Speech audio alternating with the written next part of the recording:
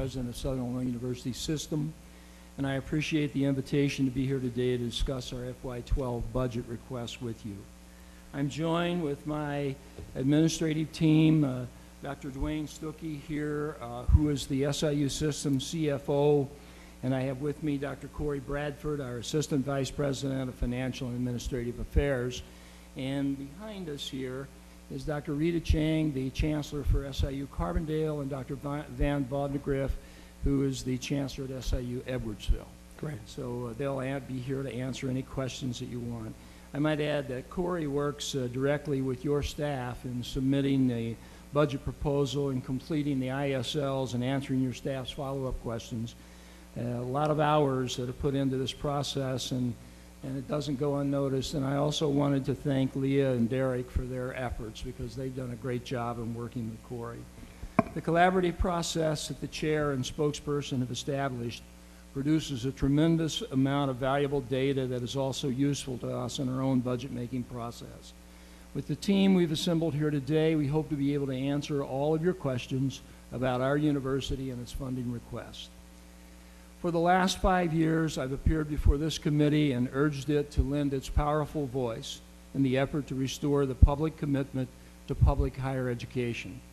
Renewing the public's investment in public higher education is critical to restoring what only a few years ago was one of the most affordable and high-quality public higher education systems in the world, a system of geographically accessible community colleges, affordable regional public universities, and highly sophisticated research institutions that in combination created a well-trained and educated workforce that allowed Illinois to compete in the global economy.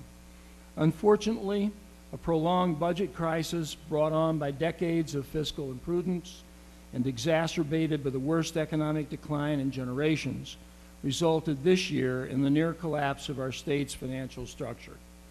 Over the last decade, the instability of it all has triggered disinvestment in public higher education to the point that today, Southern Illinois University's operational support from the state of Illinois is now what it was at the close of the 20th century.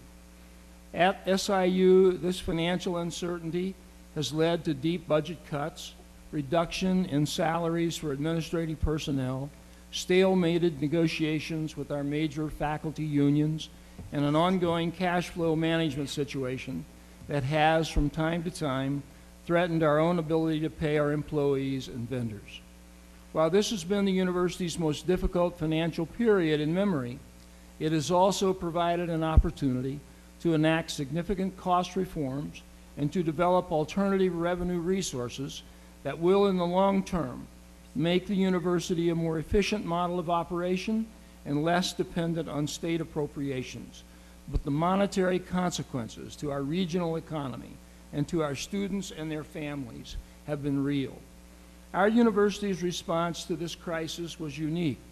2 years ago, we enacted the lowest tuition increase at SIU in the last decade, followed by a decision by our Board of Trustees last spring to freeze tuition for new students. And as all of you know, under the state's current statutory tuition setting restrictions, an incoming new student's tuition is frozen for sophomore, junior, and senior years. If there is no tuition increase in her incoming freshman year, then there is no tuition revenue growth associated with that student for 4 years. As counterintuitive as a tuition freeze seemed, it was the right decision for our university and for our students who come from modest economic backgrounds, work while attending classes, and incur thousands of dollars of debt to secure their degree. But our decision to freeze tuition was undercut by state actions. Soon after our decision to enact a tuition freeze, the governor cut our state appropriations by 7% because the revenues to support the appropriation were not provided by the legislature in enacting the FY11 budget.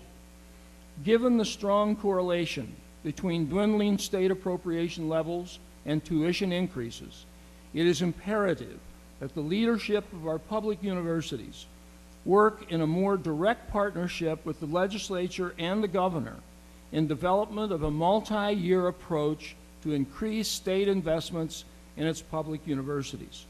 This would be a groundbreaking initiative that could shatter the annual pillar-to-post approach of state budget cuts followed by large tuition increases.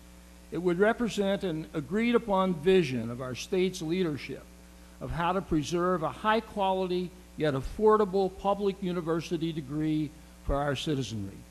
SIU cannot do it alone. We have tried. And without an agreed-upon commitment of public investments in our public universities, then affordability will not be sustained.